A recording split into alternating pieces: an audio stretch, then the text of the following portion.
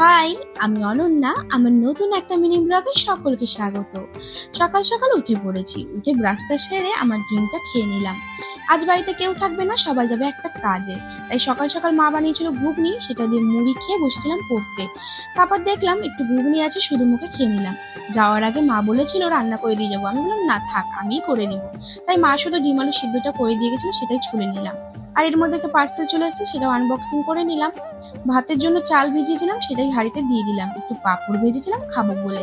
এর মধ্যে দেখলাম ডিমের ঝোলটাও হয়ে গেছে। তারপর কি বসে বসে একটু কার্টুন দেখছিলাম।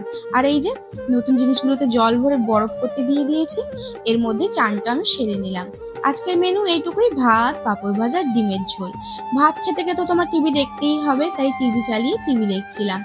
এত গরম পড়েছে, কি খাবো ভেবে না পেয়ে একটু মাজা খাচ্ছিলাম। এত গরমে ঠান্ডা ঠান্ডা মাজা খেতে বেশ ভালোই লাগছিল। তারপর দেখলাম আমার মারা সবাই চলে এসছে। ছোট পুচকে চলে এসছে পড়তে, আমি গেছিলাম ছাদে একটু হাঁটতে।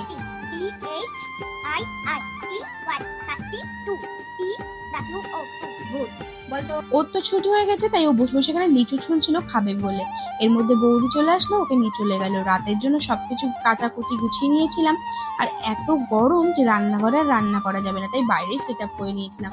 এখানে আমি সব ভাজাভুজি করছিলাম আর মা বেলছিল রুটি।